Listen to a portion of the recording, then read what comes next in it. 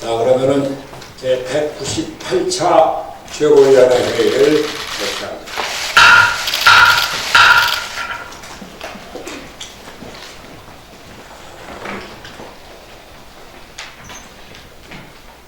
신종 코로나 바이러스 감염증에 대한 우리 국민들의 불안감이 걷잡을 수 없이 크게 있습니다. 중국 내 확진자는 15,000여 명, 사망자는 304명에 이르고 있는 가운데 지난 주말 사이 국내 확진 환자도 4명이 추가로 발견되어 15명으로 늘어났습니다. 특히 10번, 11번, 14번 확진 환자에게서 3차 감염 사례가 확인되면서 4차 감염에 대한 우려가 확산되고 있습니다. 우리 국민들은 살기 위해 몇 배의 웃돈을 주고 마스크를 구입하고 있는 시점입니다. 그런데 이러한 국가적 혼란 상황에서 중심을 잡고 적절한 대응책을 강구해야 할 정부가 날이 갈수록 늦경 대응, 미숙 대응 논란만을 불러일으켜 아쉬움을 금할 수 없습니다. 지난 29일 정부는 우한 교민의 격리 장소를 천안에서 아산과 진천으로 갑자기 바꿔 지역 주민의 반발을 자초했습니다. 진영 행안부 장관과 김강립 보건복지부 차관이 분노한 지역 주민들에게 봉변을 당하는 해프닝도 발생했습니다. 또 어제 정세균 총리 주재하에 열린 신종 코로나 대응 관계 장관 회의에서는 발원지인 후베이성을 방문하거나 체류한 모든 외국인에 대한 입국 금지 등의 대책이 발표되었습니다. 그러나 이마저도 이미 신종 코로나 바이러스가 3, 4차 감염을 통해 중국 전역으로 확산된 현 상황에서 역부족인 대책이라는 지적이 제기되고 있습니다. 시진핑 주석의 방안이 예정되어 있는 중국과의 외교 관계를 고려한다 해도 지나치게 소극적인 조치입니다. 어제 대한의사협회가 발표한 대로 최소한 감염 확진자 발생 및 감염 위험이 높은 상위 6개 지역, 즉 우한, 항저우, 광저우, 정저우, 창사, 난징 등에 대한 입국 금지 조치가 취해져야 될 것입니다. 어제 관계장관 회의에서 결정된 내용이 발표 2시간 만에 또다시 수정된 일도 문제입니다. 정부는 당초 중국인 대상 단기비자 발급을 중단하고 중국 전역의 여행경보 단계를 현행 여행 자제 단계에서 철수 권고로 상향할 것이라고 발표하였지만 이는 다시 단기비자 발급 중단을 검토하고 중국 전역에 대한 여행경보 상황이 아니라 지역에 따라 발령되는 것으로 바뀌었다고 합니다. 문재인 정부의 대응이 국민들에게 믿음을 주지 못하고 오락가락하니 국민들이 정부를 신뢰하지 못하고 있습니다. 앞서 말씀드린 마스크 문제도 마찬가지입니다. 정부는 제조업체와 비상대응 체계를 구축하여 하루 1000만 개 이상의 마스크를 생산할 수 있도록 독려 중이라고 밝혔지만 우리 국민이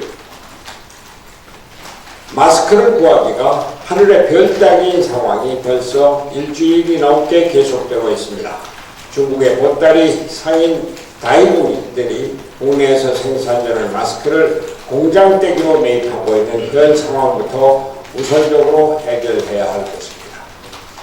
외교관계, 특히 대중국 외교는 아주 중요합니다. 중국은 우리나라의 가장 크고 중요한 경제 파트너입니다. 남북관계에 있어서도 중국의 역할은 아주 중요합니다. 그럴 때 자칫 신종 코로나 바이러스로 한중 외교관계가 어려워지고 자칫 혐한 분위기가 중국에서 형성되서는 안 됩니다. 또 우리 국민들도 중국 사람들을 기피하고 무작정 거부하는 사태가 일어나서도 안 될 것입니다. 그러나 한중 관계 중요성은 이미 2003년 7월 노무현 대통령이 사스가 채 끝나기 전에 방중을 결정을 하고 마침 방중했을 때는 사스가 완전히 해결된 그런 상황이어서 외국 원수들은 첫 번째 방중이어서 중국에서 크게 환영하고 이것으로 한중 관계가 호전되었고 무역이 증가된 그러한 일이 있었습니다. 이러한 모든 상황을 보면서 정부는 세심한 주의를 기울여서 타협과 대화로 어려움을 헤쳐나가기 바랍니다. 그리고 무엇보다 경제적인 영향이 심각하고 앞으로 걷잡을 수 없이 커질 것입니다. 정부는 특히 자영업자들의 매출 감소에 대한 대책을 세워주고 대기업의 경우도 중국으로부터 부품을 공급받아야 하는 기업에 대한 대책을 사전적으로 철저히 세워주기 바랍니다. 당뇨 사태에 대해서 한 말씀 드리겠습니다. 오늘 사무총장, 부총장, 비서실장 등이 출근하지 않았습니다. 당의 최고 핵심 실무자들이 당권 투쟁의 일환으로 출근을 거부하는 것은 심히 유감스러운 일입니다.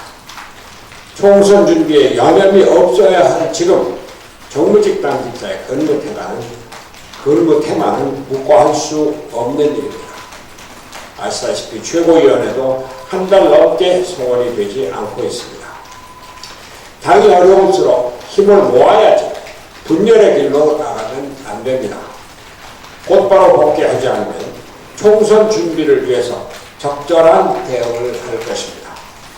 당 소속 국회의원 여러분께서도 당의 단합을 통해 총선 승리의 길로 나가도록 협조해 주기 바랍니다. 우리는 거대 양당의 극한 대립을 지향하고 다당제 연합정책 실현을 목표로 제3세계의 결집을 위해 노력하고 있습니다. 저는 청년 세력, 미래 세대와의 통합을 위해 전력을 기울일 것이며 다른 한편 같은 뿌리를 갖고 있는 다른 정당과의 통합을 위한 대화에도 적극 나설 것입니다. 이상입니다. 무슨 말씀이시죠? 안지호 장애인위원장이 한 말씀이시겠어요? 네, 전국 장애인위원회에서 말씀드리겠습니다. 자유한국당은 지난달 31일 장애인 당사자이자 현장 전문가인 이종성 씨를 영입인사 8호로 발표했습니다. 이종성 씨는 현재 사단법인 한국지체장애인협회 사무총장이고 4년간 장애인단체에서 일했던 실무자이며 행정관료의 경험도 있는 장애인계의 우수한 인재입니다. 한편 더불어민주당은 작년 12월 26일 장애인인식개선 교육센터 이사장이자 강동대 사회복지과 최혜영 교수를 인재 영입 1호로 발표했습니다.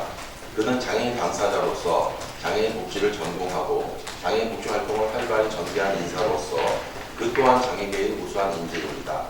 장애계는 위 두 명의 인재들이 정치권에 들어갔을 때 제 목소리를 내며 장애인 인권, 복지 정책을 발전시킬 수 있는 적격자라는 기대를 하고 있습니다.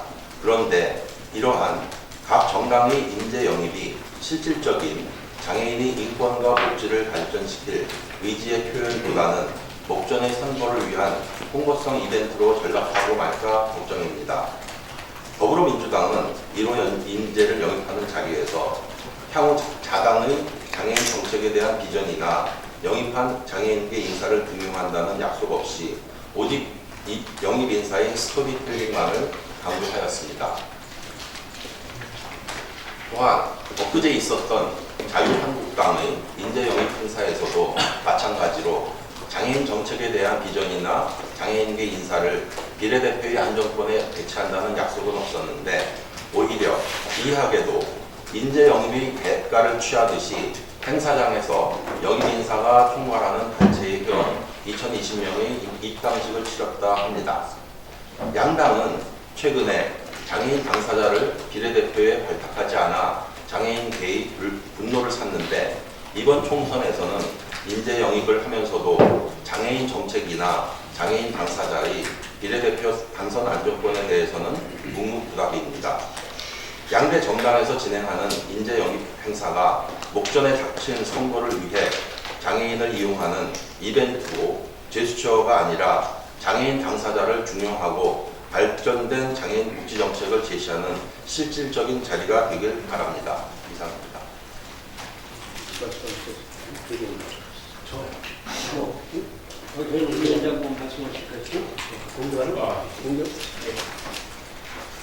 저희 사무구청장 3차로 추진하던 게 우리 2월 18일 날 우리 바른미래당 신년 노마케를 통해서 예술연합에서 당직자가 100분 정도 해가지고 우리 당 이미지 말 정도를 추진하려고 합니다. 그래서 그게 원래 자체적으로 만들려면 돈이 굉장히 많이 되는 건데 저희가 하는 기획하는 그런 오케스트라, 세계적인 오케스트라인데 거기에 우리 당의 일부를 좀 얹어서 굉장히 2,600석 정도 되는 곳에 이제 바른미래당의 이미지를 알리고 그런 걸 추진했는데 사무부총장이 안 계셔가지고 최고위원회 보고를 한다고 그랬는데 뭐가 됐는지 모르겠습니다. 그래서 청와대도 신년을 맡기를 하고 문재인 대통령도 오고 그러고 해서 예술연맹에서 보니까 그래서 우리 당도 또 그런 걸 통해서 문화를 사랑하고 또 우리 또 분위기를 좀 조성하고 전환하고 그런 계기가 됐으면 좋겠습니다. 2월 18일인데 2월 18일에 열립니까? 2월 18일 화요일입니다. 아니 지금 신종 바이러스 코로나 바이러스 사태 때문에 또 취소되는 거 아니에요? 현재는 공연이 취소되는 공연들은 없습니다. 예, 좋은 큰 행사니까 당연히 큰 도움이 될 것 같습니다. 제가 알겠습니다. 네, 이래요. 네. 작품의 상황을 보면 바른미래당의 민주주의는 실패했다고 할 만합니다. 그러나 그것은 당대표의 실패가 아니라 우리 모두의 실패입니다. 당대표가 무엇을 못하게 막은 것도 없었고 오히려 무엇을 하기를 기다렸습니다.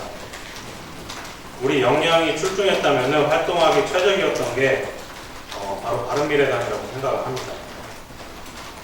이제와 쓸모없는 얘기지만 우리 당이 반목만 하지 않았어도 민주당과 한국당의 대체 정당으로서 자리매김했을 것입니다. 그러나 서로를 믿지 못하고 낮은 지지율의 이유로 당대표를 흔들면서부터 미래가 사라졌습니다. 점잖게 기다리지 못하고 이벤트로 실수를 만회하려 했습니다. 스스로 손절해버린 것입니다. 이번 선거에서 우리 당이 국민의 선택을 받을 가능성은 극히 낮습니다.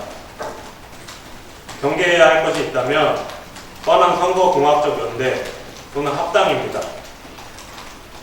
일부 지역이라도 건지겠다는 생각으로 처음 국민의당을 창당할 때 바른미래당으로 합당할 때 다짐했던 지역구도 타파와 민주당, 한국당의 대안 정치를 저버린다면 남는 것은 국민의 외면일 것입니다.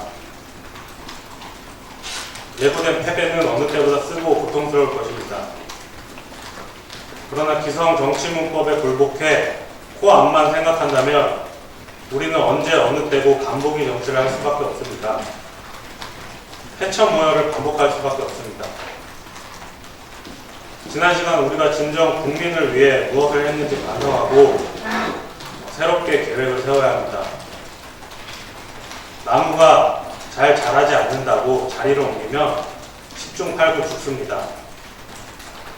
비바람을 견딜 버팀목을 세워주고 거름을 새로 갈아주면 나무는 점점 뿌리가 막히고 줄기는 굵어질 것입니다. 그리고 태풍에도 흔들리지 않게 될 것입니다. 그때까지 고통스럽겠지만 자리를 지켜야 합니다. 지금까지도 잘 지켜왔지 않습니까? 인기인의 기대 부침을 거듭하는 인기 중심 정치 이제 끝내야 됩니다. 바람에 흔들리지 않는 뿌리가 깊게 박힌 정당, 이제는 나올 때가 됐습니다.